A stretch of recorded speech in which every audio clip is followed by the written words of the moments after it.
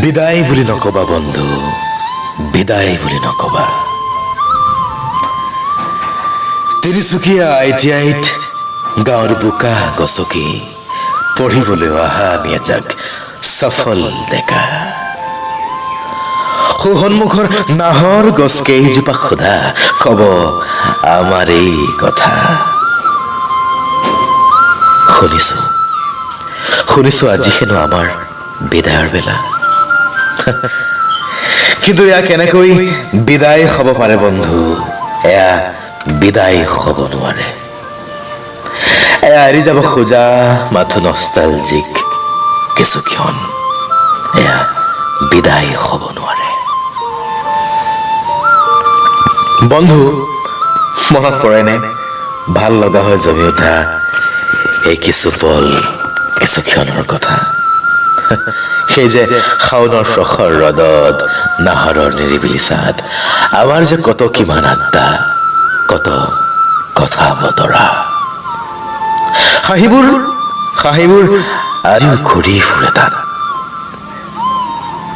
বন্ধু, ভাল পোৱাৰ নোটবুকত লিখা আছে, লিখি ৰাখিছো, বন্ধুত্ব হৈ থকাৰ 1001টা কবিতা। লিখা আছে আমিবোৰ সদায় আমি হৈ থকাৰ। এয়া বিদায় বুলি নকবা বন্ধু, এয়া বিদায় বুলি নকবা। মনত আছে নে? ক্লাছৰ আজৰি পালেই আমাৰ যে কত কিমান ভাল লগা কথা বতৰা। আৰু এই যে DC অফিচৰ সন্মুখত থকা ফাষ্টফুডৰ ৰেষ্টুৰাঁত পৰঠা চিঙৰা অথবা ফিকা চাহৰ আমেজ লোৱা। আজি মোৰ পইচা নাই, তই দি দে।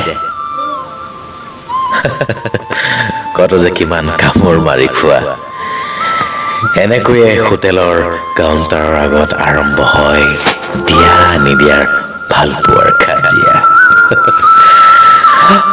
আৰু এটা ইণ্টাৰেষ্টিং কথা মনত আছেনে? এই যে বন্ধু হিমাংশু নথকা সুযোগত তাৰ বেগত তাৰ প্ৰেয়সীয়ে দিয়া উপহাৰৰ ইনভেষ্টিগেশ্যন। পালো এটা পাৰফিউম। সেইদিনা বন্ধুৰ প্ৰেয়সীয়ে দিয়া উপহাৰে আমাৰ চোলাবোৰত যেন বাৰিষাৰহে বৰষুণ নমাইছিল।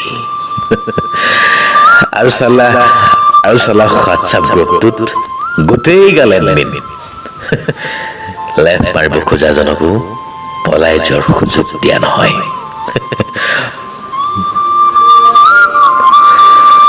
বন্ধু, সেই কথাবোৰ আমি কেতিয়াও পাহৰিব নোৱাৰো। সঁচাকৈয়ে বন্ধু, সময়ৰ কঠিন শিলত যেন লিখাৰ আমাৰ এই কাহিনী পুৰণি হৈ গলেও সোঁৱৰণিৰ মৰাশ হৈ আমনি কৰিব স্মৃতি। পাহৰি নাযাবি বন্ধু, পাহৰি নাযাবি। যিহেতু এয়া বিদায় নহয় শেষ দেখা। কেৱল লগ নাপাওঁ ITIৰ প্ৰকাণ্ড ফিল্ডখনৰ সন্মুখত, লগ নাপাওঁ নাহৰ গছৰ তলত অথবা ক্লাছৰুমৰ ভিতৰত। এয়া বিদায় বুলি নকবা বন্ধু, বিদায় বুলি নকবা।